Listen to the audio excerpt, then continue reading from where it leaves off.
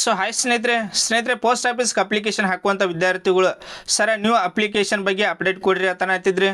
ಕೆಲವೊಂದಿಷ್ಟು ವಿದ್ಯಾರ್ಥಿಗಳು ಸರ ಎಷ್ಟು ವೇಕೆನ್ಸಿಗಳನ್ನ ಕಲ್ಪಾರ ಮಾಡ್ಬೋದು, ಅದರೊಳಗೆ ನಮ್ಮ ಕರ್ನಾಟಕದವ್ರಿಗೆ ಎಷ್ಟು ವೇಕೆನ್ಸಿಗಳನ್ನ ಕಲ್ಪಾರ ಮಾಡ್ಬೋದು ಅಂತ ಕಂಟಿನ್ಯೂಸ್ ಆಗಿ ಕೇಳತ್ತಿದ್ರಿ. ಸೊ ಅದಕ್ಕಾಗಿ ನೋಡಿರಿ ನಿಮ್ಮ ಕಂಪ್ಲೀಟ್ ಇನ್ಫಾರ್ಮೇಷನ್ ಕೊಡಬೇಕಂತ ಹೇಳಿ ಈ ವಿಡಿಯೋ ಮಾಡತ್ತನು. ಇನ್ನೊಂದು ನೋಡಿರಿ, ಚಾನಲ್ ಯಾರು ಫಸ್ಟ್ ಟೈಮ್ ವಿಸಿಟ್ ಮಾಡಿರಿ ಅಂತ ಪ್ರತಿಯೊಂದು ವಿದ್ಯಾರ್ಥಿಗಳು ಮಿಸ್ ಮಾಡ್ಲಾರ ಸಬ್ಸ್ಕ್ರೈಬ್ ಅಂತ ಮಾಡ್ಕೊರಿ. ಯಾಕಂದ್ರೆ ನೋಡ್ರಿ GDS ವಿಷಯಕ್ಕೆ ಬರೋದಾದರೆ ಏನೇ ಅಪ್ಡೇಟ್ ಬರ್ತಂದ್ರೆ ಇಮ್ಮಿಡಿಯೇಟಾಗಿ ನೀವು ಅಪ್ಲಿಕೇಶನ್ ಹಾಕೋದ್ರ ಬಗ್ಗೆ ಹಿಡಿದು ಜಾಯ್ನಿಂಗ್ ಲೆಟರ್ ಏನು ತೆಗೆದುಕೊಳ್ತಿರಲಿಲ್ಲ ಅಲ್ಲಿವರೆಗೂ ಕೂಡ A to Z ಇನ್ಫಾರ್ಮೇಷನ್ ತಿಳಿಸ್ಕೊಡ್ತಾ ಇರ್ತಾನು. ಸೊ ಅದಕ್ಕಾಗಿ ನೋಡ್ರಿ ಮಿಸ್ ಮಾಡ್ಲಾರ್ದ ಸಬ್ಸ್ಕ್ರೈಬ್ ಮಾಡಿ ಇಟ್ಕೋರಿ. ಈಗ ಅಧಿಸೂಚನೆ ಮೊದಲ ಲಾಸ್ಟ್ ಇವಾಗ ಅಧಿಸೂಚನೆ ಆಗಿತ್ತಂದ್ರೆ 1/2/2026 ಫೆಬ್ರವರಿ ಒಳಗೆ ಅಧಿಸೂಚನೆ ಆಗಿತ್ತು.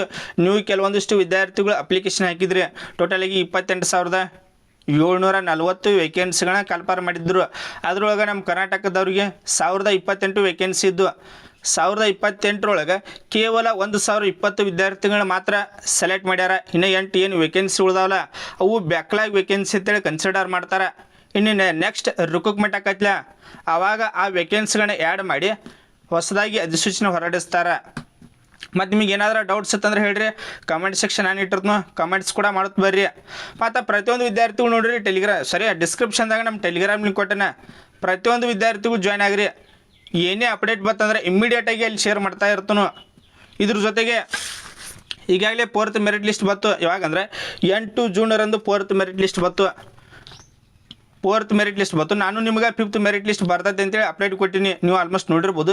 ಈಗ 4th merit list 4th A merit list ಬಿಟ್ಟಾರ, ಕೇವಲ 2 ಡಿಸ್ಟಿಕ್ದು ಬಿಟ್ಟಾರ. ನೀವು ಆಲ್ಮೋಸ್ಟ್ ನೋಡಿರ್ಬೋದು. ಬಿಟ್ಟ ತಕ್ಷಣ ಅದನ್ನು ಡೈರೆಕ್ಟ್ ನಮ್ಮ ಟೆಲಿಗ್ರಾಮ್ದಲ್ಲಿ ಶೇರ್ ಮಾಡಿನು. ಬಾಗಲಕೋಟೆ, ದಾವಣಗೆರೆ 2 ಡಿಸ್ಟಿಕ್ದು ಏನೈತಿ 4th A ಮೆರಿಟ್ ಲಿಸ್ಟ್ ಬಿಟ್ಟಾರ. ಆ ಲಿಸ್ಟ್ ಒಳಗೆ ಯಾರು ಸೆಲೆಕ್ಟ್ ಆಗಿರ್ತೀರಿ ವಿದ್ಯಾರ್ಥಿಗಳು ಅವರು ನಿಮ್ಮ ಡಿವಿಷನಲ್ ಹೆಡ್ ಆಫೀಸ್ಗೆ ಹೋಗಿ ಕರೆಕ್ಟಾಗಿ ಡಾಕ್ಯುಮೆಂಟ್ಸ್ಗಳನ್ನ ಸಬ್ಮಿಟ್ ಮಾಡಿ ವೆರಿಫೈ ಮಾಡಿಸ್ಕೋರಿ. ಇದ್ರ ಜೊತೆಗೆ ಮತ್ತು ನಿಮ್ಗೆ ಆಲ್ಮೋಸ್ಟ್ GDS ಸೆಲೆಕ್ಷನ್ ಪ್ರೊಸೆಸರ್ ಗೊತ್ತೈತೆ ಮಾಡಿನೋ. ಇದಕ್ಕೆ ನೋಡಿರಿ ಒಂದೇದು ಯಾವುದೇ ರೀತಿಯಾಗಿ ಎಕ್ಸಾಮ್ ಇರೋಂಗಿಲ್ಲ. SSLC ಪರ್ಸೆಂಟೇಜ್ ಮೇಲೆ ಸೆಲೆಕ್ಷನ್. ನಿಮ್ಮದು SSLC ಪರ್ಸೆಂಟೇಜ್ ಚಲೋ ಆಗಿತ್ತು ಅಂದರೆ ಡೈರೆಕ್ಟ್ ಸೆಲೆಕ್ಷನ್. ಡಾಕ್ಯುಮೆಂಟ್ಸ್ನ ಕರೆಕ್ಟ್ ಸಬ್ಮಿಟ್ ಮಾಡಿದ್ರಿ ಅಂದ್ರೆ ಮಿಸ್ ಮಾಡಾದ ಮೊದಲ ಪ್ರತಿಯೊಂದು ವಿದ್ಯಾರ್ಥಿಗಳು ಡಾಕ್ಯುಮೆಂಟ್ಸ್ಗಳನ್ನ ರೆಡಿ ಮಾಡಿ ಇಟ್ಕೋರಿ. ಅಪ್ಲಿಕೇಶನ್ ಹಾಕೋ ಮುಂದೆ ಕರೆಕ್ಟಾಗಿ ಅಪ್ಲಿಕೇಶನ್ ಹಾಕಿರಿ.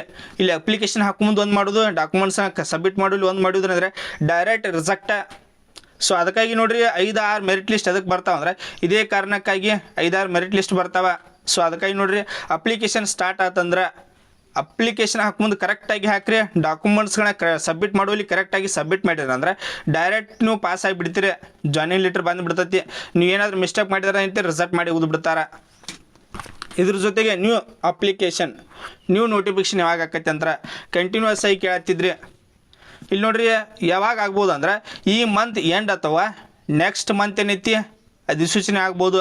ಕೆಲವೊಂದು ಮೂಲಗಳಿಂದ ದೊರೆತಿರುವ ಮಾಹಿತಿ ಪ್ರಕಾರ ಈ ಮಂತ್ ಎಂಡ್ ಅಥವಾ ನೆಕ್ಸ್ಟ್ ಮಂತ್ ಏನೈತಿ ಅಧಿಸೂಚನೆ ಆಗ್ಬೋದು ಅಂತ ಹೇಳ್ಯಾರ. ಸ್ವಲ್ಪ ವೇಟ್ ಮಾಡಿರಿ. ನೆಕ್ಸ್ಟ್ ಏನಾದ್ರು ಮತ್ತು ಅಪ್ಡೇಟ್ ಬರ್ತಂದ್ರೆ ಇಮಿಡಿಯೇಟಾಗಿ ವಿಡಿಯೋ ಮಾಡಿ ತಿಳಿಸ್ತಾನೆ. ಮತ್ತು ಎಷ್ಟು ವೇಕೆನ್ಸಿಗಳನ್ನ ಕಲ್ಪಾರ ಮಾಡ್ಬೋದು ಟೋಟಲಾಗಿ ನೋಡಿರಿ 25,000ಕ್ಕೂ ಪ್ಲಸ್ ವೇಕೆನ್ಸಿಗಳನ್ನ ಈ ಸಾರಿ ಕೂಡ ಕಲ್ಪಾರ ಮಾಡ್ತಾರೆ. ಇದರೊಳಗೆ ABPM assistant branch post master, BPM branch post master ಈ ರೀತಿಯಾಗಿ ಇರ್ತಾವೆ. ನಿಮಗೆ ಹೇಳ್ತೀನಿ ಯಾವ ರೀತಿ ಅಪ್ಲಿಕೇಶನ್ ಸ್ಟಾರ್ಟ್ ಆಗ್ತಾರೆ. ನೆಕ್ಸ್ಟ್ ಒಂದು ಡೀಟೇಲ್ಡಾಗಿ ವಿಡಿಯೋ ಮಾಡಿ ತಿಳಿಸ್ತಾನೆ. ಎಲ್ಲಿ ಅಪ್ಲೈ ಮಾಡಬೇಕು, ಯಾವ ಡಿಸೈನ್ ಸೆಲೆಕ್ಟ್ ಮಾಡ್ಕೋಬೇಕು, ಅದ್ರ ಬಗ್ಗೆ ನಿಮ್ಗೆ ನೆಕ್ಸ್ಟ್ ಅಪ್ಡೇಟ್ ಕೊಡ್ತೀನಿ. ಮತ್ತು ನಿಮಗೆ ಏನಾದರೂ ಡೌಟ್ಸ್ ಇತ್ತಂದ್ರೆ ಹೇಳ್ರಿ, ಕಮೆಂಟ್ ಸೆಕ್ಷನ್ ನಾನು ಇಟ್ಟಿರ್ತೀನಿ, ಕಮೆಂಟ್ಸ್ ಕೂಡ ಮಾಡುತ್ತೆ ಬರ್ರಿ. ಅಥವಾ ಪರ್ಸನಲಾಗಿ ನಾನು ಇನ್ಸ್ಟಾಗ್ರಾಮ್ದಲ್ಲಿ ಕೂಡ ಕಾಂಟ್ಯಾಕ್ಟ್ ಮಾಡಿರಿ. ಮತ್ತು ಪ್ರತಿಯೊಂದು ವಿದ್ಯಾರ್ಥಿಗಳು ನೋಡಿರಿ ಮಿಸ್ ಮಾಡ್ಲಾರ ಸಬ್ಸ್ಕ್ರೈಬ್ ಮಾಡಿ ಇಟ್ಕೋರಿ. ಯಾಕಂದ್ರೆ ನೋಡಿರಿ GDS ವಿಷಯಕ್ಕೆ ಬರೋದಾದರೆ ನೀವು ಆಲ್ಮೋಸ್ಟ್ ನೋಡಿರ್ಬೋದು ಕೆಲವೊಂದು ವಿದ್ಯಾರ್ಥಿಗಳು ನನ್ನ ಚಾನಲ್ ಕಂಟಿನ್ಯೂಸ್ ಆಗಿ GDS ನೋಡಿರಿ ಅಪ್ಲಿಕೇಶನ್ ಹಾಕೋದ್ರ ಬಗ್ಗೆ ಹಿಡಿದು ನೀವೇನು ಫೈನಲ್ ಸೆಲೆಕ್ಷನ್ ಆಗಿ ಜಾಯ್ನಿಂಗ್ ಲೆಟರ್ ಏನು ತೆಗೆದುಕೊಳ್ತಿರಲಿಲ್ಲ ಅಲ್ಲಿವರೆಗೂ ಕೂಡ A to Z information miss ಮಾಡ್ಲಾರ ತಿಳಿಸ್ಕೊಡ್ತಾ ಇರ್ತಾನು. First merit list, second merit list, third merit list ಈ ರೀತಿಯಾಗಿ ಮೆರಿಟ್ ಲಿಸ್ಟ್ ಬಂದರೂ ಕೂಡ ಇಮ್ಮಿಡಿಯೇಟಾಗಿ ನಿಮ್ಗೆ ಶೇರ್ ಮಾಡ್ತಾ ಇರ್ತಾನೆ ಇನ್ಫಾರ್ಮೇಷನ್. ಸೊ ಅದಕ್ಕಾಗಿ ನೋಡಿರಿ ಮಿಸ್ ಮಾಡ್ಲಾರ ಸಬ್ಸ್ಕ್ರೈಬ್ ಮಾಡಿ ಇಟ್ಕೋರಿ. Thanks for watching. Jai Hind.